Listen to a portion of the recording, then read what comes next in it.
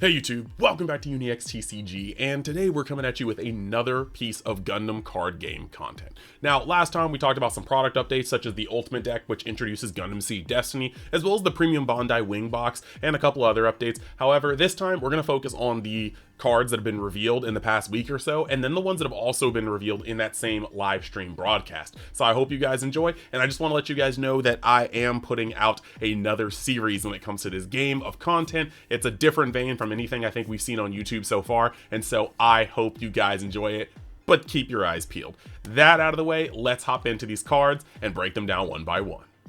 Alright, so the first dual impact card we're going to be talking about is going to be the Gundam Mark II Titans. And this is a level 4, 3 cost, 4/2 stat line, which is a little funky. And then Titans trait as the link, which makes it, potentially a, just a cool card. We got to see. But the effect is during pair, level 3 or lower pilot destroyed, you may discard one unit card. If you do, return the card paired with this unit to your hand. So you have some recursion on a pilot. Obviously, you're likely going to be pairing it with Titans. However, you do have cards like Sayla that would at least give this like a 5/3 stat line and repair. 3 HP I'm not really crazy about. Most of you guys know that's a 1 cost going sideways into this, followed by a Gun Tanker and Angsha, or a Wing Zero just clapping this completely. So I really do think we're going to need to have a 1/2 Titans pilot to make this card shine. Like a 5/4 is a much better stat line in that case, and so we shall see how it goes. But I think this is really going to be dependent on what pilots we get for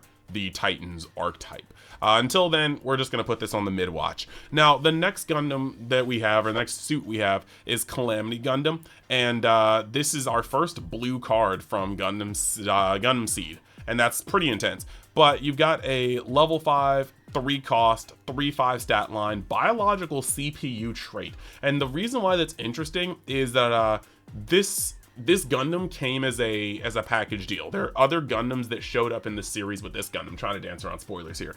And each one has a different pilot, but they just have link biological CPU trait. So I want to know what this means. Obviously, only so many pilots can fit in a set, and maybe they didn't want multiple pilots taking up space in the set, or maybe they won't release all of them. But if they were only going to release this Calamity Gundam out of the ensemble of Gundams that appear in this set, then I feel like they would have the original pilot. So this makes me believe that like maybe we might be seeing some weird stuff, and especially with one of the pilots we're going to see later in this set, I would not be surprised. Like we're gonna see it later in this video. I would not be surprised if they condensed multiple pilots into one card, and then it just has biological CPU as the trait. That's just, you'll see, it'll make sense later.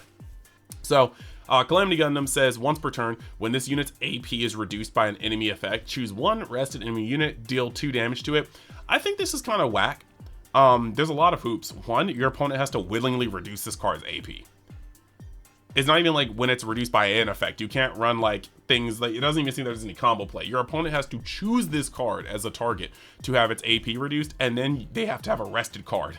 So I guess if you're facing like a strike with Kira under it, yeah, that's what it's for. It's thematic. You attack into this, you reduce its AP, you deal 2 damage to it, and then they turn into a trade. But honestly, unless it's literally the difference between you dying next turn and you not, I feel like you're a bozo if you pair or link a Kira with a strike and then swing onto this card in particular. So that's just me, but yeah, I don't know. This card actually looks like it's on the bozo watch. I just don't really know about this effect.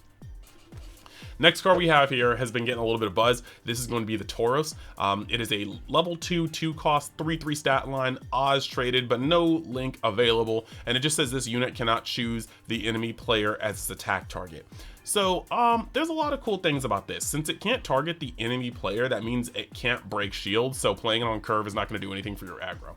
However, the fact that it can attack other things, and it's a 3/3 on curve, means that you could play like a 1 cost, and then your opponent's like, okay, and then they play an Ilfrith or something, and then you swing with the 1 cost, they block with the Ilfrith, but then your Tauros, if it's already on the board, can swing into that Ilfrith and kill it and survive. This can swing at a Zawart that's already blocked, or a Zawart that you've rested and survive. So I think that this is actually pretty cool, in the sense that it clears a lot of early game stuff. So now Oz has this ability to play this card out and have a pretty beefy dude. If your opponent is playing white and they have those mandatory bounce effects that often target 1 HP cards, they can often have to force this card if it's on the board after a trade like that, and or after a chip like that, or chomp like that, yeah. And I think that could be pretty cool.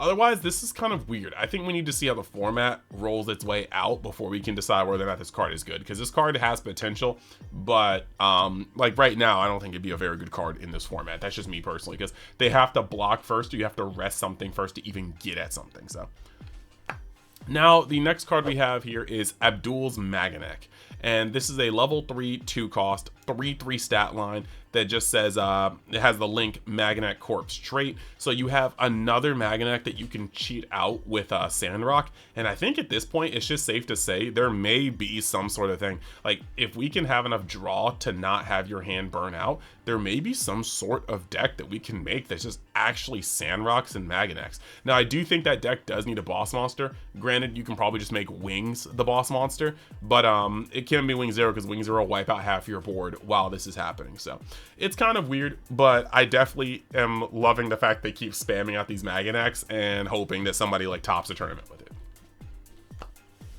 Now the next card we have here is Gundam Age 1 Titus, and this is a level 4 2 cost 2/4 stat line with the link pilot being Flit Asuno.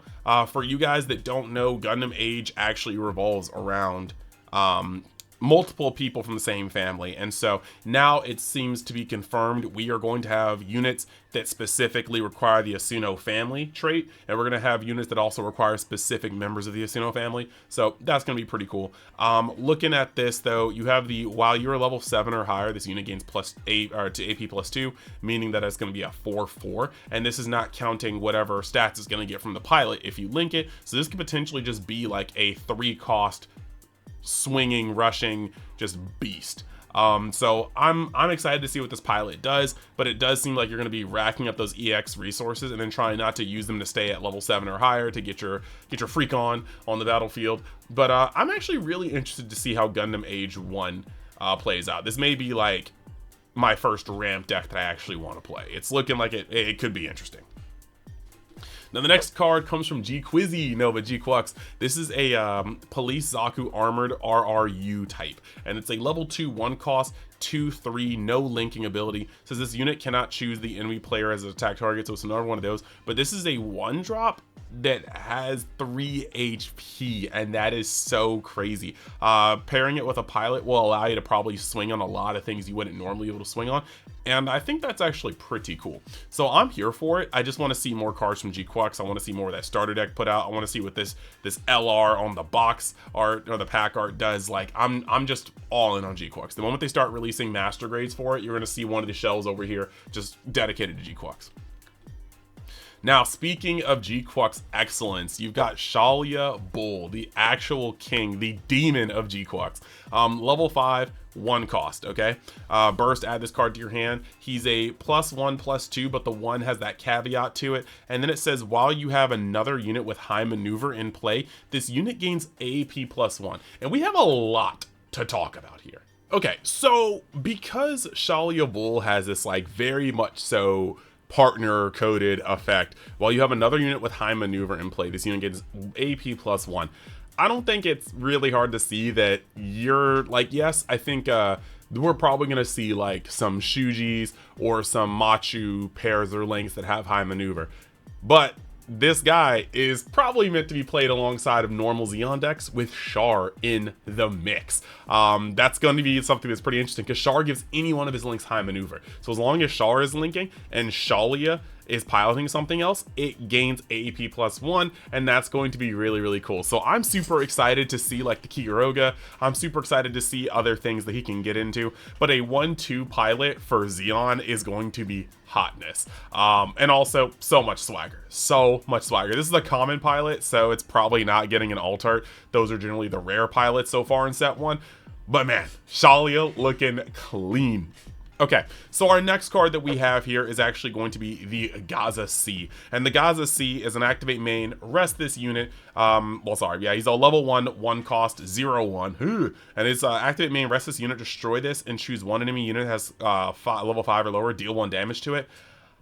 I think the cards that come into play and deal a damage to something and leave a body are good value, but this card, you're going to play it and you're going to blow it up to deal 1 damage to something that's only level 5 or lower. So there's going to be points where this doesn't even touch the card you want it to touch. I'm not really high on this card. I don't like the Gaza C at all, and that's just me.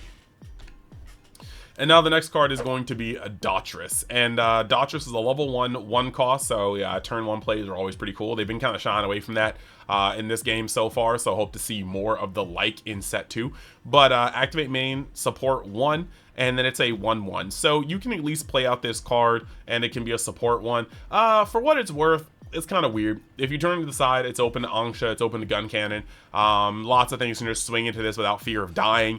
And I think the proper order you want to do is drop something that can swing into the EX base and then play a support of the following turns that you can destroy the EX base, or, you know, destroy the base if it's fat enough, things like that.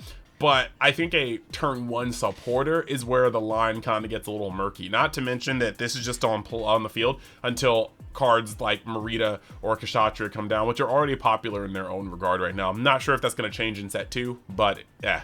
So yeah, kind of feeling weird on this card. But, so you're probably still watching this video, and if you're watching this video, that definitely means you're enjoying the content. So I implore you, like the video if you like the video, and if you want to join the EagleX fam and help us get those last 500 subscribers to hit the big 10K, hit that subscribe button so you never miss any piece of Gundam card game content coming out of this channel. And if you want to go the extra mile, you can always go down in the description and check out the links for my second channel, EagleX, where I play all the nerdy anime games and talk about the manga and animes that I can't do on a card game channel like this. Any support there will be much appreciated, as I'm trying to grow both channels and strengthen the brand overall. Yeah, see you there, or maybe the Discord, or maybe just the comment section. Either way, appreciate you. Let's get back to the video. Okay, now that we're back, we're gonna go over to the next card. This is Gundam Ashtaron in mobile armor form. It is a level 3/2 cost, 3/2 on the stat line.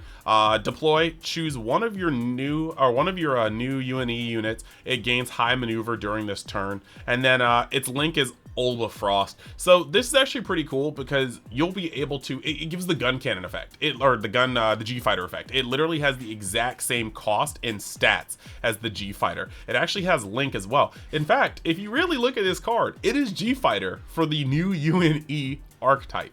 Only difference is, instead of linking with UNE like G fighter links with any white base team pilot, this just says Olba Frost, so it's a specific person. But this is literally just a more narrow version of G fighter, and G fighter is already a good card, so I don't really think I have to go into this.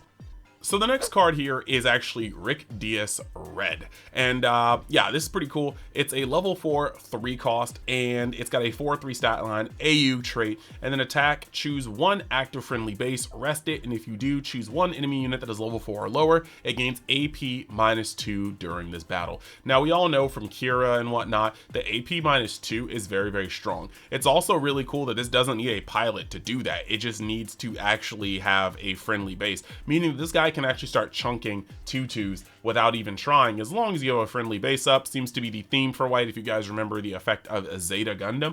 And it has the AU trait, but if you guys have watched Zeta, you know who the pilot is for this, and so I'm assuming that's going to lead to us having, yeah, good old you know who in there, Mr. Q in here in this set as a pilot. So I'm hoping that he's going to be a like 1/2 maybe, because that would make this a respectable 5/5 stat line that could minus things by 2, and I think that's just beautiful statage. Past that though, I think this guy is going to be very, very strong. Comes out a little late, but just like he's still around the same, he's still the exact same curve as like Sword Strike, and Sword Strike kind of really hammers those 2/2s out of the game, and I think this guy does a lot of work versus that as well. So yeah, very, very happy with this card, excited to see what comes along with it.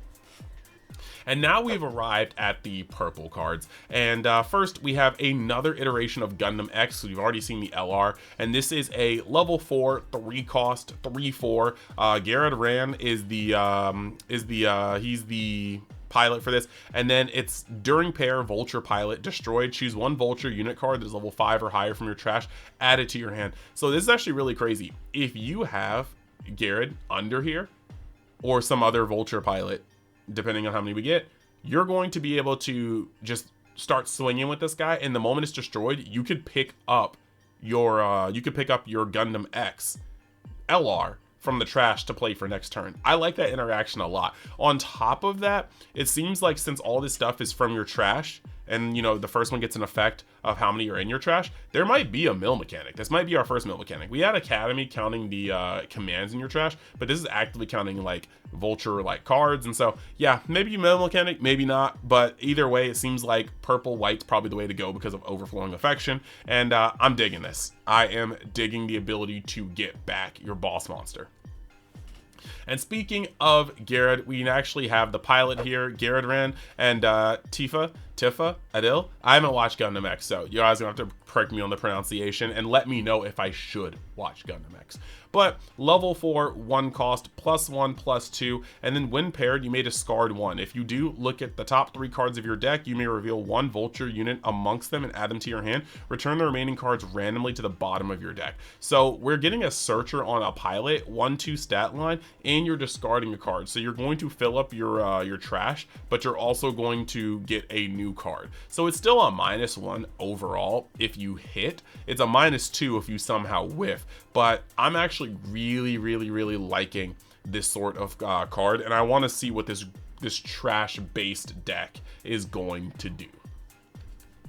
And now we have the last 2 cards, and arguably some of the cards that are most people are excited for, but also debating based on the second one. We have got the Gundam Barbatos 4th form, and this is going to be the premier LR for starter deck 5. And yeah, so it's a level 6 4 cost, and it says it's a 4/5. Mikazuki is going to be his link pilot, and then deploy, choose one of your other units, deal 1 damage to it. It gains +1 AP for this turn, and then while this unit is damaged, it gains suppression. So this is very interesting. This is going to be a double striker, a suppression unit. So now we have 2 that we've seen, and they're both in purple. Wondering if they're going to make kind of a purple only effect, but hey, we thought repair was a blue only effect. We thought high maneuver was going to be like, you know, it's like we thought certain effects were only going to be in certain colors. I think high maneuver, we saw G Fighter pretty early in the beta, so never mind. But yeah, we thought that repair was only going to be on blue cards. It's on a fair amount of cards actually. So, you know, this may just suppression may make its rounds, but right now it looks like it's going to be on purple bosses. This is a level 6, so they are waiting later in the game for you to use it. This seems to be pretty good. I just don't want to see this on like a level 4 or something like that, you know what I mean?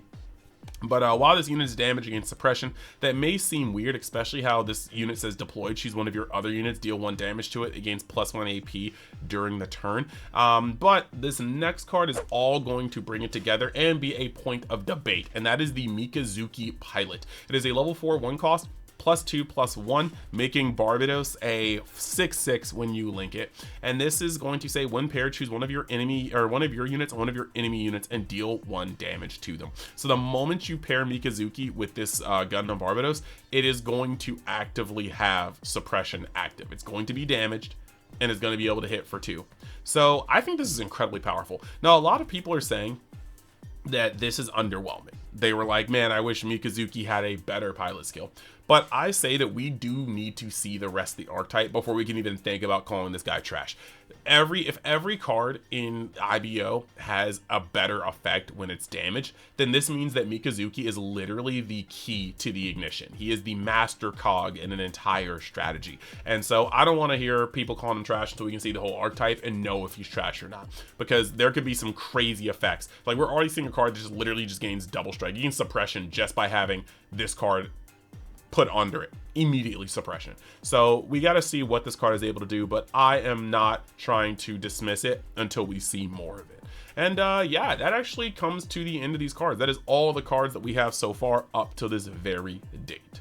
And there you have it. So that is going to be essentially what we've got going on here. These spoilers so far. I think we're starting to see how the shape this like set is shaping up. We do have quite a few more bombs to drop. We haven't seen more G-Quux, which we can see clearly on the pack art. There's just a lot more to see from all the series they've released so far. And so yeah, I'm excited. This game has me constantly feeling like there's always going to be more stuff for us to know. So with that being said, I wanted to thank you guys for just watching again. I want to thank you guys for just being a part of this. I am loving the support, and like I said, I'm working on a new series that I think you guys should all like. So yeah, like the video, subscribe if you want to join the EagleX fam, maybe join the Discord, maybe hop over to Universe X and see what else I'm doing over there, and I will see you guys in the next video. Later.